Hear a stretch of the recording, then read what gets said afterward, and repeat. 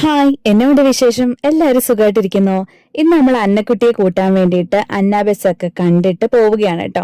ഇന്ന് പതിവില്ലാതെ അവൾക്ക് ഓഫീസിൽ പോവേണ്ടി വന്നിട്ടുണ്ട്. ലാപ്ടോപ്പിന് ചെറിയ പ്രോബ്ലം ഉള്ളതുകൊണ്ട് അവൾക്ക് ഓഫീസിൽ പോയി അത് മാറിയെടുക്കേണ്ടത് ആവശ്യമായിരുന്നേ. അപ്പോൾ അവള് വരുന്നത് വെയിറ്റ് ചെയ്ത് ഞങ്ങൾ കുറേ നേരമായി ഇങ്ങനെ കിടക്കുന്നു. വരാൻ ലേറ്റായി. എന്നാൽ ഫുഡും കൂടെ കഴിച്ചിട്ട് നമുക്ക് പോകാമെന്ന് വിചാരിക്കുന്നത്.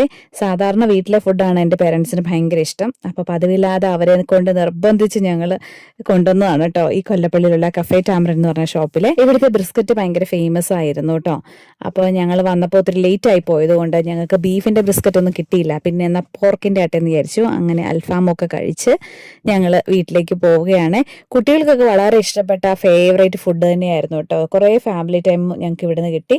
ഈ ഊഞ്ഞാലിരുന്ന് ഹൗസ് ഇങ്ങനെ ആടിക്കൊണ്ടിരിക്കുകയായിരുന്നു. അപ്പോൾ സാധാരണ എനിക്ക് ഫുഡ് കഴിക്കുമ്പം ഇവൻ എൻ്റെ മടിയിലായിരിക്കും ഇരിക്കുന്നത്. ഇവൻ ഒരു കയ്യിൽ പിടിച്ചുകൊണ്ട് ഞാനിങ്ങനെ കഴിക്കുമ്പം അത്ര എൻജോയ് ചെയ്തൊന്നും ഫുഡ് കഴിക്കാൻ പറ്റാറില്ല. പതിവിലെ വിപരീതമായിട്ട് ഇവൻ ആ ഊഞ്ഞാലിലാണ് അധിക സമയം ചെലവഴിച്ചത് കേട്ടോ. അവിടെ വന്ന് കുട്ടികളുടെ കൂടെ കളിയൊക്കെ ആയിരുന്നേ.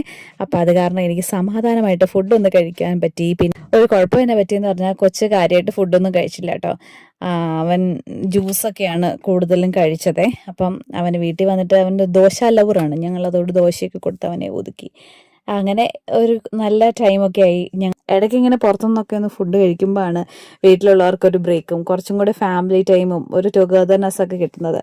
അപ്പം അങ്ങനെ കുറേ കാലത്തെ കടമായിരുന്ന കഫേ ടാമറണ്ട് അങ്ങനെ ഞങ്ങൾ വീട്ടിയിട്ടുണ്ട് കേട്ടോ. അപ്പോൾ പതിവില്ലാത്ത ഭക്ഷണവും പതിവില്ലാത്ത സമയമൊക്കെ ആയിട്ട് ഞങ്ങൾക്ക് നല്ലൊരു ടൈം കിട്ടി. അപ്പോൾ മറ്റൊരു വീഡിയോയുടെ നമുക്ക് വീണ്ടും കാണാം. അതുവരെ bye. Thank you for watching.